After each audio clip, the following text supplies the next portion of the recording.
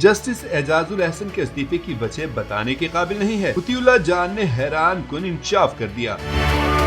Justice Ejazul Ehsan के इस्तीफे के हवाले से गुफ्तगू करते हुए निजी चैनल के प्रोग्राम में सीनियर सहाफी मुतीउल्लाह जान का कहना था कि जस्टिस एजाजुल एहसन ने अपने इस्तीफे को जस्टिस मुज़ाहिर अली अकबर नकवी के खिलाफ जुडिशल काउंसिल की कार्रवाई के साथ जोड़ने की कोशिश की है और इसके लिए उन्होंने बाकायदा एक नोट भी लिखा है ताकि ये तासुर दिया जाए कि सुप्रीम कोर्ट के एक जज के खिलाफ जो एक गैर कानूनी कार्रवाई हो रही है वो उसूलों की खिलाफ वर्जी है और इसी वजह से जस्टिस एजाजुल एहसन ने भी आज ही की तारीख में अपना इस्तीफा दिया है।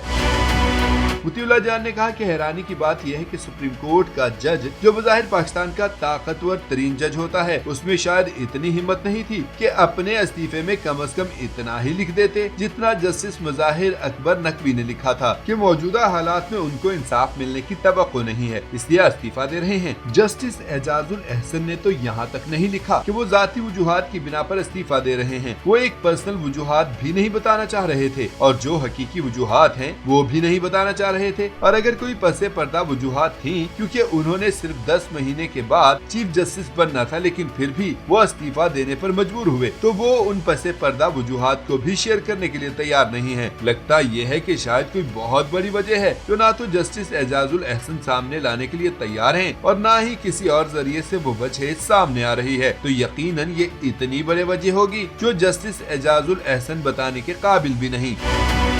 मुतीउल्लाह जान ने मजीद कहा कि हो सकता है कि इलेक्शन आने वाले हैं और किसी सियासी जमात के पास जस्टिस एजाजुल एहसन के माजी के किरदार के हवाले से कोई ऐसे शवाहिद मौजूद हों जो सामने आने वाले थे और उन्हें पहले ही मुत्तला कर दिया गया था जिसकी वजह से जस्टिस एजाजुल एहसन ने इतना बड़ा फैसला किया।